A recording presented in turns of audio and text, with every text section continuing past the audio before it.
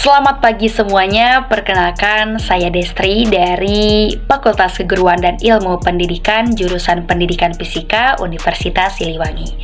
Saat ini saya sedang mengikuti kegiatan Pendidikan Bela Negara Universitas Siliwangi tahun akademik 2024-2025 bersama Brigif 13 Galuh Rahayu.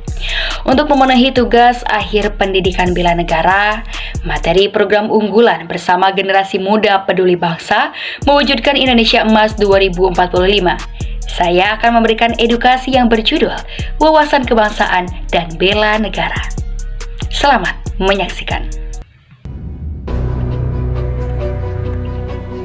Pada awalnya, Indonesia bersifat kedaerahan. Dengan setiap wilayah memiliki adat, budaya, dan bahasa yang berbeda-beda. Sebelum adanya kesadaran nasional, semangat persatuan Indonesia masih sangat lemah. Setiap daerah lebih memprioritaskan kepentingan lokal. Dengan melawan para penjajah, dengan sifat kedaerahannya, dengan tujuan mempertahankan wilayah masing-masing. Namun, setelah Kongres Sumpah Pemuda tahun 1928, itulah menjadi tonggak penting dalam mengubah semangat kedaerahan menjadi semangat nasionalisme. Perjuangan bersama melawan penjajah perlahan-lahan menyatukan berbagai kelompok etnis di Indonesia. Proses integrasi nasional yang panjang dan kompleks berhasil menyatukan berbagai keberagaman menjadi satu kesatuan bangsa Indonesia. Baik teman-teman, video sebelumnya merupakan bentuk gambaran pada saat perang di zaman dahulu, yang awalnya Indonesia bersifat kedaerahan yang mementingkan kepentingan golongannya ataupun pribadinya. Dan setelah ada Kongres Sumpah Pemuda tahun 1928 yang dapat kita garis bawahi dari setiap kalimatnya, yaitu berbangsa satu, berbahasa satu, dan bertanah air satu. Sehingga lahirlah bangsa Indonesia berdasarkan Bhinneka Tunggal Ika, berbeda-beda tetapi tetap satu tujuan.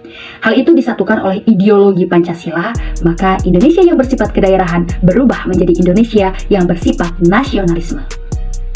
Berbicara mengenai nasionalisme, hal itu menjadi dasar bagi terbentuknya semangat persatuan dan kesatuan bangsa. Hal ini berhubungan dengan wawasan kebangsaan dan bela negara, di mana sikap tersebut saling berkaitan erat dalam membentuk identitas dan jati diri bangsa Indonesia.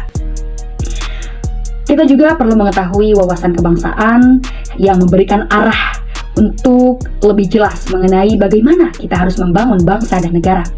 Dan untuk bela negara tersendiri, hal itu merupakan wujud nyata atau aksi nyata dari nasionalisme dan wawasan kebangsaan. Tetapi, semua yang kita lakukan tentu berdasarkan pada Pancasila dan Undang-Undang Dasar Negara Republik Indonesia tahun 1945. Nah teman-teman, di era globalisasi saat ini, tantangan yang dihadapi bangsa semakin kompleks. Seperti, pertama, tantangan di bidang ekonomi, adanya kesenjangan sosial, persaingan global, dan juga digitalisasi. Untuk selanjutnya, ada tantangan di bidang sosial budaya, adanya radikalisme, intoleransi, hoax, dan ujaran kebencian. Untuk tantangan di bidang politik, adanya polarisasi politik, korupsi, dan juga interferensi asing. Untuk selanjutnya adalah tantangan di bidang lingkungan. Pertama, adanya perubahan iklim, kerusakan lingkungan, pandemi global, perkembangan teknologi. Dan cara apa kita dapat menghadapinya? Maka dari itu kita harus menumbuhkan dan mengimplementasikan wawasan kebangsaan dan bela negara melalui sikap nasionalisme juga seperti itu. Dan salah satunya hal itu dapat kita lakukan sebagai mahasiswa.